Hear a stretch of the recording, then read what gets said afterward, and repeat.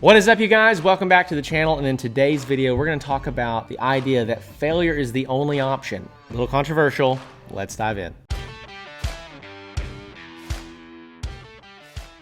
All right, well, welcome back. As always, I'm grateful for you. I'm glad that you're here. And in today's video, I want to talk about the concept of failure. And this is something that is not obviously woodworking specific, but again, I say this a lot. A lot of you guys are coming to the channel and I'm going to give you the tactics and the woodworking related skills and information that you need. But you can have all those in the world, but if the mindset's wrong, you're still gonna fail. So that's why we talk a lot about this kind of stuff, because I see this. I see people that come into the Woodworking Business Accelerator program. We start running their ads, generating leads for them. They have the woodworking skills, but then the mindset breaks down. They don't handle stress well. They don't know how to cast vision for the future and stick to it. They don't know how to be consistent and disciplined. And so we talk a lot about those things, because if we don't, you'll have all the tools and no ability to swing the hammer, right? No ability to drive the nail. So I want to talk to you today about failure. And I want to talk to you about the concept that failure is the only option. And so in my mind, there's big picture failure and little picture failure, macro failure and micro failure. And so most people, they think that if they fail in the micro,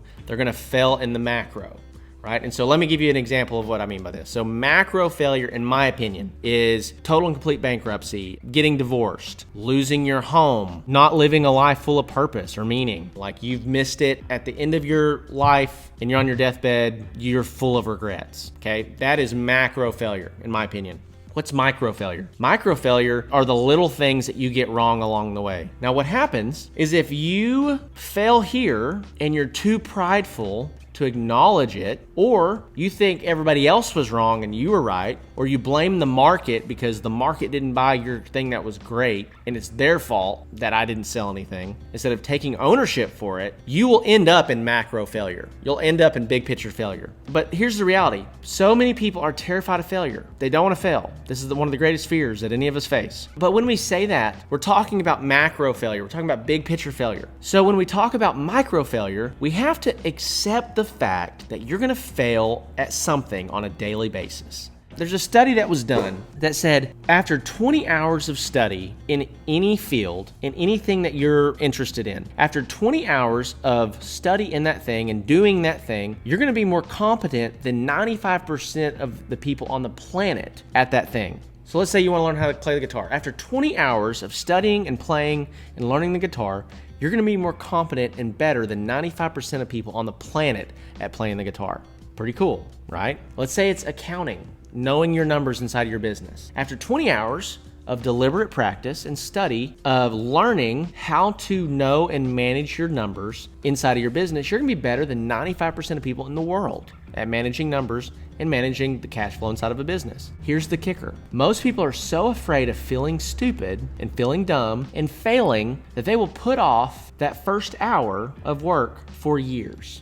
For years. They'll take years and not just sit down and learn and feel dumb for 20 hours. But here's the deal. You don't even have to look dumb. You just have to feel dumb, right? Most things you can do in solitude. You can do by yourself. And as you expose yourself to those things, it's going to be stressful. It's going to be painful to understand what's going on. But here's the deal. If you'll get okay with failing in the micro and adapting and being an open book and understanding maybe where you missed it or where you went right or where you went wrong, if you'll figure it out in the micro, you won't fail in the macro. If you figure out, why are me and my wife fighting? Why are we always at odds with each other? And I want to fix this. I want to figure this out. You won't fail in the macro. You won't break your family apart. You won't get divorced. If you figure out, why is my business not cash flowing the way that it needs to? I need to dive in here and feel the pain of what's going on and see what's going on. Then you won't burn down your business. But what happens is people are so afraid of failure in the micro that they don't address the things that are happening. They stick their head in the sand and don't address them. Then they actually do end up burning down their marriage. They do actually end up burning down their business,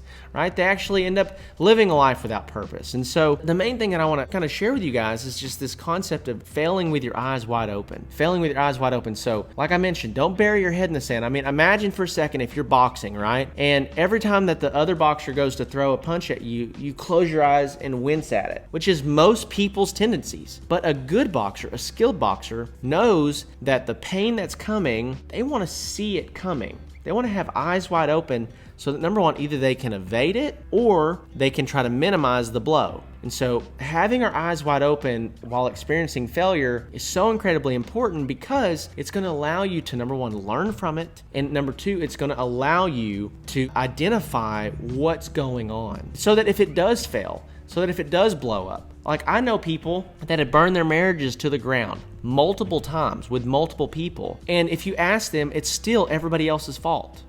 It's still the other person, they were terrible. It was them. It was all them. It's like, dude, you're the common denominator here. Maybe you should look and see what needs to change inside of you, right? This is just a little bit of a mindset video, one that I wanted to help you maybe process and walk through around your relationship with failure. Listen, you're going to fail. You are going to fail at stuff. Be okay with it. Sit in it. Lean into it. You're going to fail. Anything that you want to get better at, before you get better, you're not going to be good. And guess what? That's okay. But eventually you'll do it enough that you suck so little that you're actually good. Okay? So you have to be willing to fail. You have to be willing to put your best foot forward. You have to be willing to learn and study and submit yourself to the process of going through the micro failures so that you can figure it out in the big picture in the long run. With that being said, guys, got a couple resources for you below. I'm not going to go into detail on those, but we got a free ebook. And we got a couple different programs. If you're trying to get to 10 grand a month, check out the Handmade Hero Academy. And if you're trying to scale in a major way inside of your woodworking business, check out the Woodworking Business Accelerator program. So that being said, love you guys, and I'll see you in the next one.